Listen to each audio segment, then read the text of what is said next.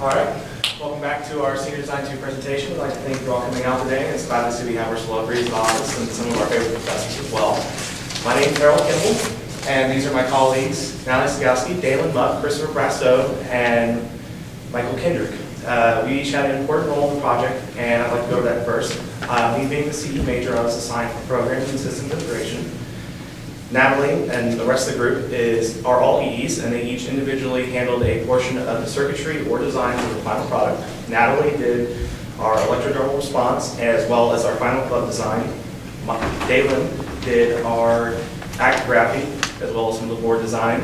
Christopher, the team leader and the brains behind the project, ended up doing the memory and a lot of the final PCB design. And Michael, he ended up doing our heart rate and a lot of the prototyping as well. So I'd like to go ahead and cover our initial goals we had last semester so you can see how they stacked up to what we wanted. So our first goal was to create a portable wearable device. We could measure several bio readings and biosensors from. And we wanted to be able to fit on a glove or a small object so it would be easily deployable and it would have to be cheap off-the-shelf parts. Second, we wanted to be able to analyze these data points and return information on them based on storage or live feedback. So we wanted to go ahead and recover our parts again. Temperature, we're using two thermistors that are amplified and filtered to take an outside temperature as well as a skin temperature so we can detect the relative change in body temperature over the course of the day or night. And each of these are accurate within 0.1 degrees Fahrenheit. Our heart rate is a matched IR pair that is amplified and filtered. And we analyzed that particular heart rate with a very, very unique piece of software. It's a custom-built peak-to-peak detection algorithm, and we're able to display frequency, related pulse width, and etc. Finally, we have our actigraphy, which is controlled using a 2G dual-axis accelerometer, and we integrated this as well, so we can detect the amount of movement the person has, so we know their activity level, if they're resting, particular stage of sleep, or high-activity movement. And finally, we use skin resistance to collect data on the user's awareness level and alertness level. So for an awake user, we have very little fluctuations, and high resistance for a sleep user, we have particular fluctuations during REM sleep, as well as lower resistances. So our results for the semester, we successfully collected all the biosignals on one board, and were able to analyze all these at the same time and display live data and feedback. Second, we were able to correlate this with stages of sleep as well as user activity level during the day or during the night. So we'd like to open the floor up to questions, and we'd like to invite you to come out to our poster session so we can demo the live software for you. Yes, sir. So I like the idea to use an animated GIF or some other kind of animation. You show more information in a single slide. That's a very interesting idea.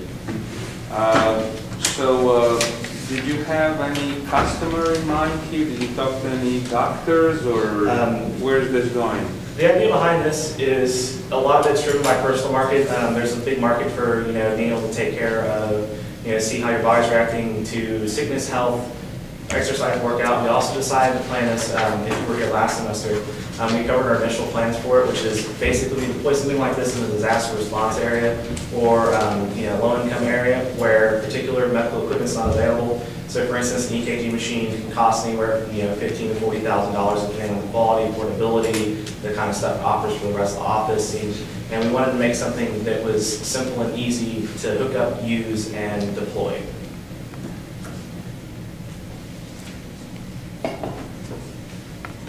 Anything else? Other questions? All right, I'll ask the same question I asked earlier. The biggest challenge you overcame from Senior Design 1 to Senior Design 2? I have to say the biggest challenge with this project in particular was actually custom building all the biosensors. These guys spent a lot of time in the lab putting together lots of equipment and testing many configurations for all the different types of sensors we tried to build. For instance, our skin resistance, which is the electrodermal response, we went through 4 separate sets of dry electrodes, and we finally tried a couple of wet electrodes, and each of those had to have their own individual circuit built to match it. And we finally settled on a 4-wire dry electrode that we can just place through the glove, and that way we can measure, and it's non-invasive with the user. So that's the biggest thing. And then finally, I think the next hardest part for software, which Christopher worked on, as well as me, we tried several different algorithms to do peak detection.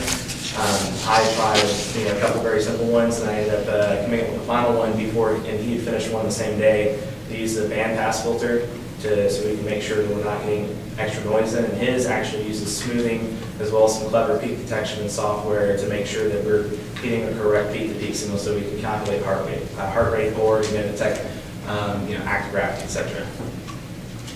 Has one of you worn that glove through the night, or all of you?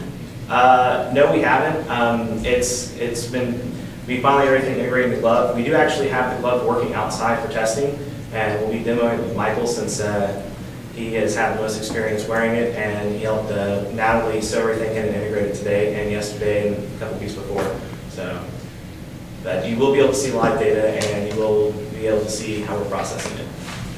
I will tell you, there's a similar unit you can have for EEG over the skull, but it's like an elastic cap you put on with sensors that are in there.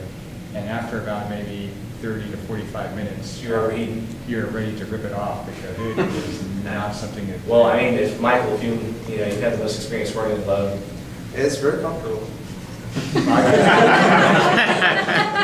I could say there are teams that have done that cap type thing for looking at driving to see what people are thinking when they're driving, and you cannot wear that for long periods of time. So this part actually might be a good alternative if you can do it with the hand. So, yes. You stop thinking after 45 minutes. Any other questions? All right, well, thank you very much.